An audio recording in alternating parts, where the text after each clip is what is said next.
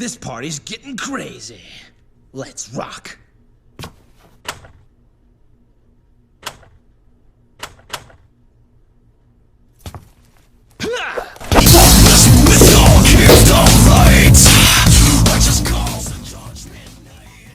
Oh damn. Whew. So, Devil May Cry 2 tried to refine everything from the first game and it failed miserably. It's one of the black ships in the series and it's often considered one of the worst video game sequels ever made. Needless to say, it was a failure. In the eyes of the fans, because financially this game sold very well, over 1 million copies worldwide. So it will be safe to assume Capcom will give the series another shot. Poor Hideaki Itsuno, he had good intentions for DMC2, but there's so much you can do for a game in just 4 months. Surprisingly, he will come back once again to direct Devil May Cry 3, but instead of continuing from where the story left off, he went back to the past to show us the origins of our favorite Devil Hunter. The game got 2 versions, the original release and the special edition a year later, which is the version included in the HD trilogy and the one I'm reviewing. So here we are with Devil May Cry 3. Will this be the jackpot that fixes the damage done by DMC2? Who am I kidding? Of course it's gonna be! I love this game so much, but before we jump into that, we have a story to check first.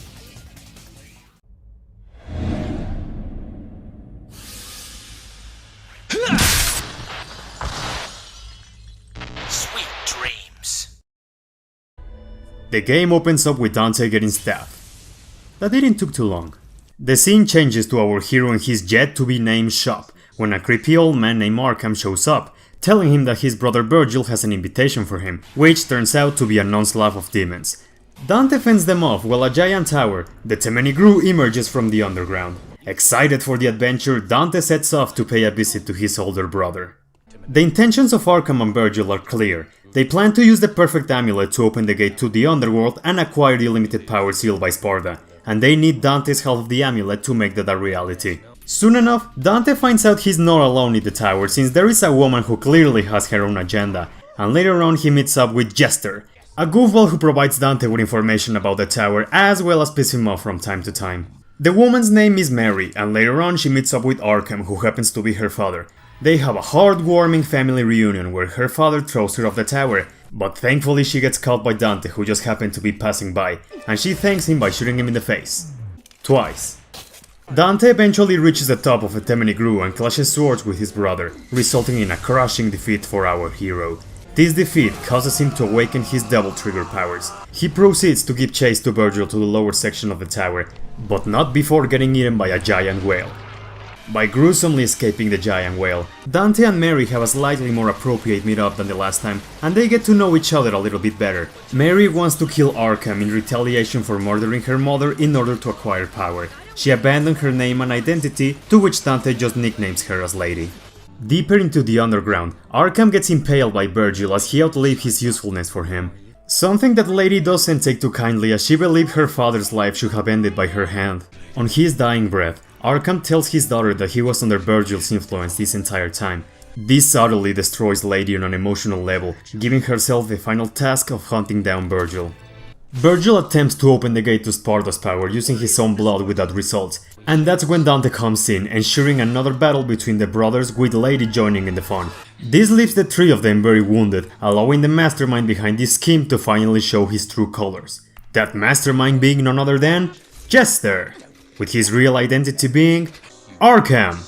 Taking advantage of the weakened state of everyone, Arkham overpowers his opponents and uses the blood of his own daughter to activate the tower, open the gate to the demon world, and finally acquire the power left by Sparda, the Sword Force Edge.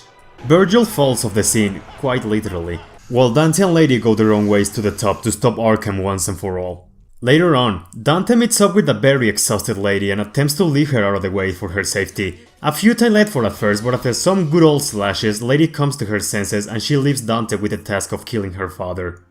By reaching the top of the Temeni Gru and using the portal to enter the demon world, Dante, along with the returning Virgil, work together to take down Arkham, in one of the greatest scenes ever made in an action game.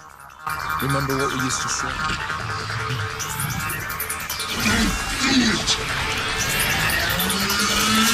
Jackpot. Beautiful. This defeat expels Arkham from the demon world, making him fall in front of Lady. Finally getting the chance she was looking for, she puts Arkham out of his misery. Arkham is dead, but Virgil's still dead set to inherit his father's power. The brothers fight one last time in a very emotional battle. Dante emerges victorious, and Virgil instructs his brother to leave now before the portal closes due to the amulets getting separated. To ensure nobody else gets access to the perfect amulet, Virgil throws himself deeper into the underworld. Back in the human world, Dante is left to cry over the loss of his brother. He pulls through and slays demons along with Lady. Sometime later, he reveals his shop ready to start business as Devil May Cry. We still get a final scene with a heavily injured Virgil stuck deep into the demon world.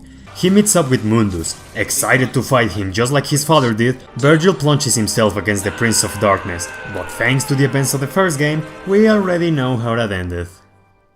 Devil May Cry 3 tells a weird kind of story. It's one of those that does stupid stuff and embraces it, but at the same time it's not afraid to get serious. The pacing is great and the characters bring the story to life. Dante's back! Not from hell though, this is a prequel after all. But this dude right here took all the great qualities from the first game and multiplied them by 1,000,000. You can see how much he shines with how he interacts with his surroundings, always with a witty remark, always having a good time, and always trying to show off. What we have here is one of the cockiest, most arrogant, and coolest protagonists you'll ever see. This Dante is younger, and in consequence he's an idiot, but a very likable idiot. Those qualities alone make him an extremely likable and memorable character, but this Dante packs something more, and that's going through an actual character development. When you start the game, he just doesn't care about the world, not being sure whenever he's a demon or a human. He goes as far as denying that he has a father. The main reason as to why he begins his adventure, besides avenging his Greg shop, is because he's bored and wants to fight his brother. His experiences in Temini Group mold him into a more realized character, but he doesn't achieve this alone, and that's where Lady and Virgil come into scene. Lady is a character troubled by the actions of her father, feeling responsible for what he has done. She's determined to put an end to Arkham's life and is not willing to let anyone else do the job for her. The poor girl really goes through some tough shit in this game, but this is something that Dante empathizes with, bringing out a more humane side from him as he has to deal with the consequences for what Sparta did and what his brother is doing now. Virgil is just as iconic and admirable as his brother, but for totally different reasons. He's everything Dante is not. While his younger brother is flashy and over the top, Virgil is calm and focused. He's motivated to achieve his goals at all costs. In every cutscene he appears in, he is the star of the show. His voice has so much impact and his lines are so memorable. It's time for the clown to bow out, Arkham. He has a tremendously intimidating presence and backs this up with actions that go to show us the players how powerful he is. I vividly remember my first time playing DMC3, especially how hard Beowulf mopped the floor with me. After so many tries and bloody tears, I managed to defeat him. Then comes Virgil and with a single slice from his Yamato, he annihilates the boss that gave me such a hard time. And that's the thing with Virgil. Every time you think you're capable of beating him, he just finds a way to gain the upper hand. The way in which this narrative coexists with the gameplay is magnificent. Who doesn't panic in the final battle against him when he uses his devil trigger and says, "You're going down"? And mechanically speaking, his battles are easily the best in DMC3. Every single one is so different from one another. Virgil becomes more aggressive and will use all of his new tools to take you down. They are just so intense and memorable. He is the fuel that ignites Dante's development as a character, and this growth culminates with the most iconic scene in the franchise. We are the sons of Sparta.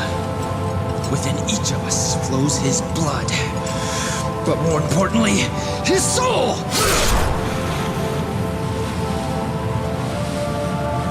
And now, my soul is saying it wants to stop you! Those words. That's the exact moment where I recognized Dante as a fully developed character. He finally came to accept his own heritage and his father's will on protecting the humans, even if it means fighting his own brother. Something that he clearly didn't want to do, as Virgil's defeat leaves a heavy mark on him. He lost the only family member he had left, but still willing to fight, he presses on forward, and that is something that must be admired in a character. We have come a long way since the series began. We had a basic story, a very bad one, and then the third entry just hits us with what I believe is one of the most memorable stories told in an action game. It's the kind of story that is fun and wants to have a good time, but when it gets serious, it does that so well. And I love how the story's main theme revolves around family. it makes these characters feel more relatable.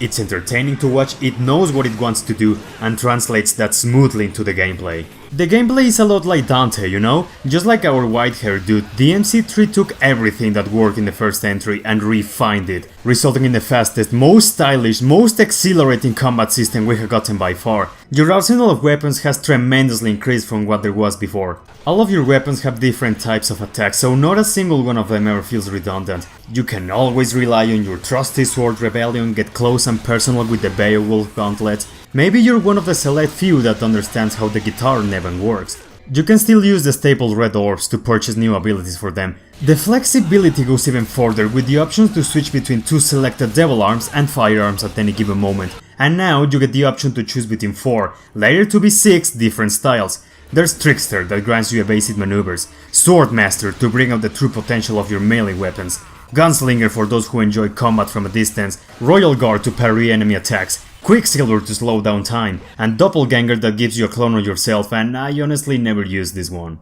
With the exception of Quicksilver and Doppelganger, you can level up your styles, giving you new skills to try out. The vast amount of options at your disposal allows you to mold Dante into whatever fits your playstyle the best. And as an added bonus, Virgil is also playable in the special edition. He goes through the same levels as Dante, nothing really changes in that aspect. He doesn't have as many weapons as his brother and lacks a double jump, so what does he have? Motivation.